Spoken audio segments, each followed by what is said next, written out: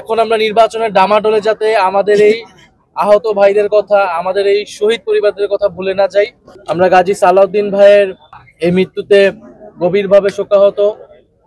আমরা সরকারের প্রতি দৃঢ়ভাবে বলতে চাই, আমাদের যারা গণ অভ্যুত্থানে আহত যোদ্ধা যারা রয়েছেন, এখনো যারা কাতরাচ্ছেন, এখনো যাদের শরীরে স্প্লিন্টার রয়েছে, যারা নানাভাবে অঙ্গ ক্ষতিগ্রস্ত রয়েছে, তাদের সর্বাত্মকভাবে সর্বোচ্চ পরিমাণে যতটুকু সহযোগিতা করা প্রয়োজন, চিকিৎসার নেওয়া প্রয়োজন, সেটুকু যাতে সরকারের জায়গা থেকে করে। এবং এই চিকিৎসা, অনেকে যে ক্ষতিগ্রস্ত হয়েছে, এটা তাদের দীর্ঘমেয়াদী চিকিৎসা প্রয়োজন।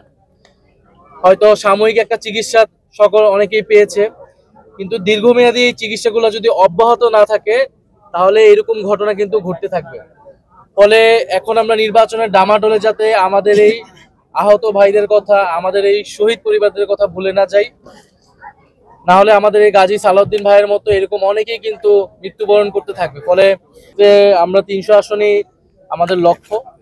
তবে যারা ফ্যাসিবাদ বিরোধী এবং গণতন্ত্র প্রতিষ্ঠার লড়াইয়ে অগ্রণী ভূমিকা পালন করেছেন, সেটা খালেদা জিয়ার কথা আমাদের নাসিরউদ্দিন পাটোয়ারি বলেছেন। ওনাদের বিষয়ে আমরা ওনাদের সম্মানে হয়তো আমরা সেসব জায়গায় আমরা প্রার্থী দিব না, বাট এছাড়া আমাদের সর্বাধিক আসনে আমরা আমাদের প্রার্থী শাপলা কলির জন্য আমরা প্রার্থী দিব এবং বাংলাদেশের মানুষের কাছে আমরা সেই আহ্বান জানিয়েছি।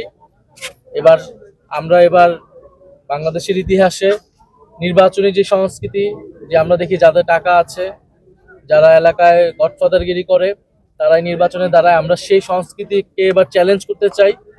বরং এলাকার যে গ্রহণযোগ্য মানুষ, সাধারণ মানুষের পাশে যাকে পাওয়া যায়, একজন সাধারণ খেটে খাওয়া মানুষ থেকে শুরু করে এলাকার যারা শিক্ষক রয়েছেন, ইমাম রয়েছেন, গ্রহণযোগ্য সামাজিক নেতৃত্ব রয়েছেন, তাদেরকে আমরা জনপ্রতিনিধি হিসেবে সংসদে দেখতে চাই।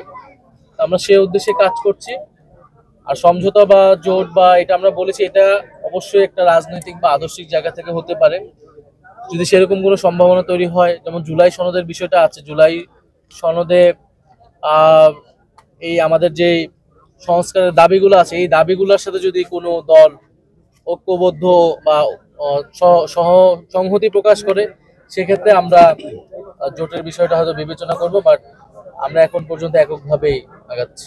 আমরা এই মাসের 15 তারিখের মধ্যে আমরা আমাদের প্রাথমিক একটা তালিকা আমরা প্রকাশ করব।